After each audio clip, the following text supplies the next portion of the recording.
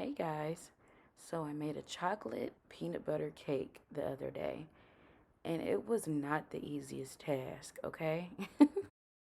So the next time you want someone to make you a cake and they tell you how much it costs, just pay it because it takes a lot of time, and I understand why the price is just the price.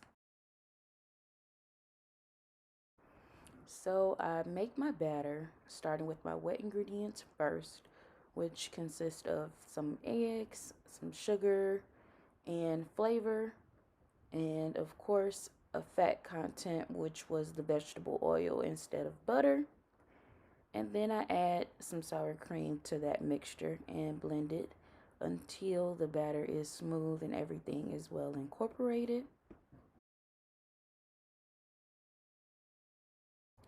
The next thing I begin to do is add in my dry ingredients, which is flour, cocoa powder, baking soda, baking powder, some salt,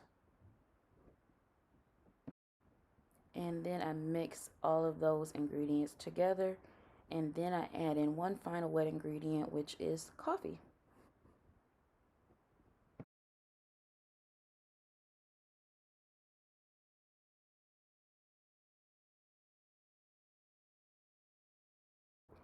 And when my cake batter is finished, I go ahead and add it to the cake pans.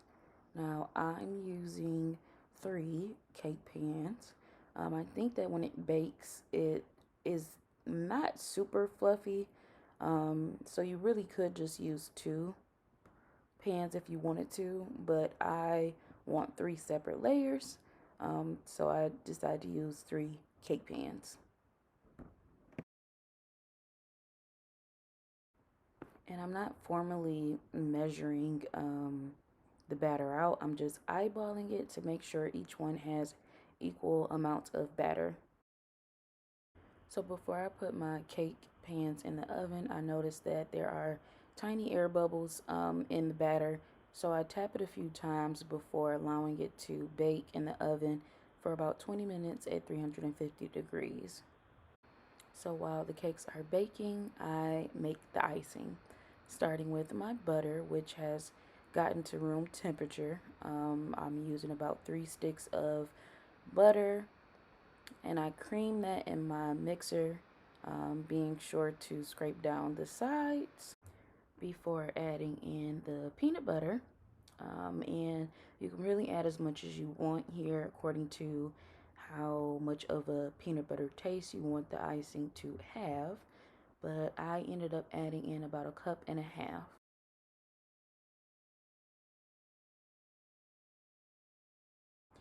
And then for the next few ingredients, I'm going to alternate between adding in some powdered sugar and my wet ingredients, which is just the flavor and some heavy cream.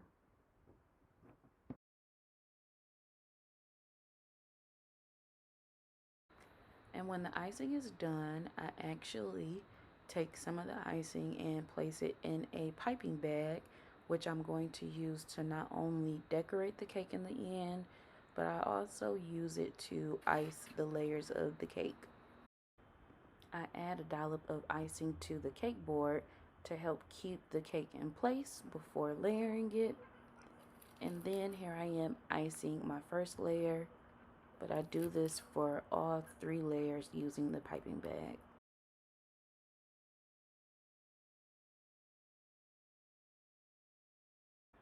Once I'm done piping the icing, I use a spatula to just even out the icing between the layers.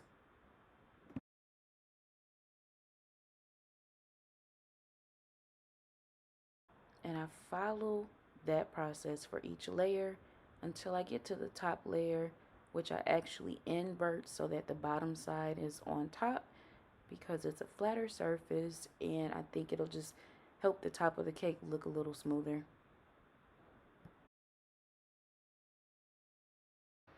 The next thing that I do is begin to ice my cake. And I'm just doing an initial crumb coat. So I'm just using a little bit of icing to put around the sides.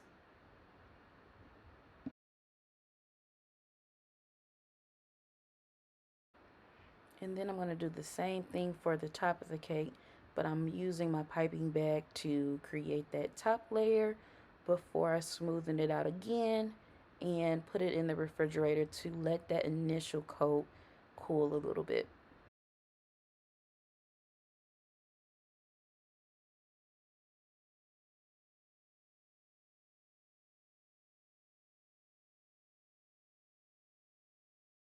Next thing that I do is prepare the candy that I'm going to use to decorate the top of the cake.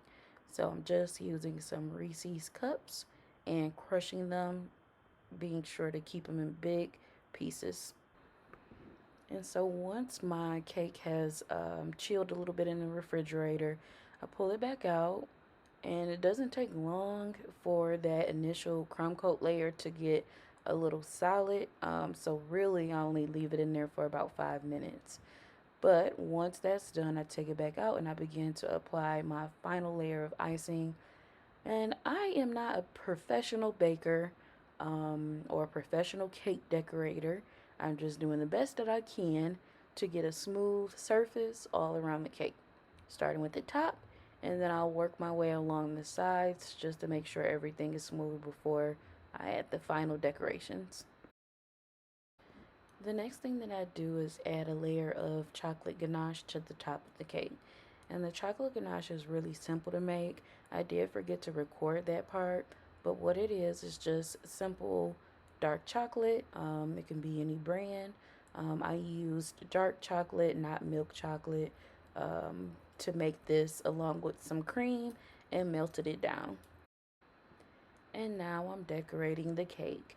I am slowly but surely adding a border of icing along the bottom of the cake using my piping bag.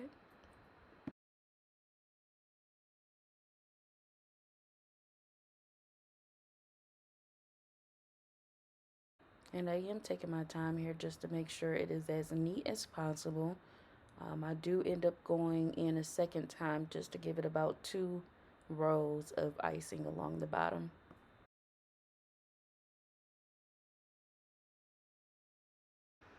I then follow the same process for the top of the cake, but I am being a little more heavy handed and applying the border so that this one comes out a little bit thicker.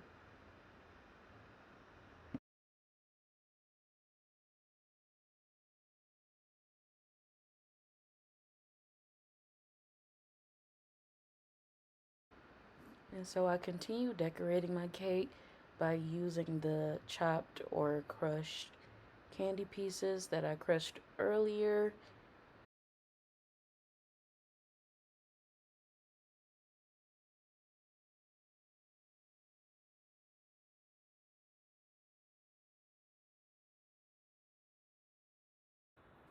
And I continue to add the chocolate candies on top of the cake until it is fully covered with the pieces along the sides.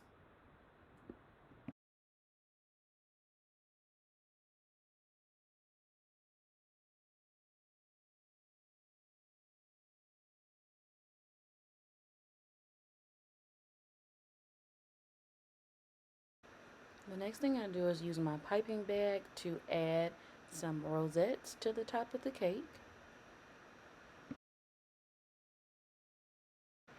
And then this next and final piece of decoration that I do is just add the Reese's cups to the top of the cake. I do this just by adding a piece on each rosette. And I just think this gives the cake a huge wow factor by adding in a layer of height to the cake. It just helps to make it look really pretty.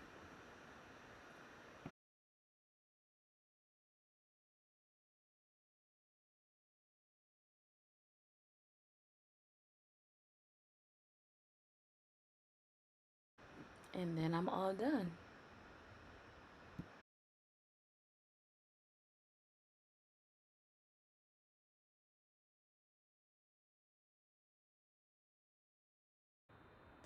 And I cut that first piece into the cake and tasted it, and my goodness, it really is worth all the time spent prepping all the time spent decorating. It's definitely worth it in the end. And just a few more pictures so that you can see just how beautiful the cake turned out. Hope you enjoy watching.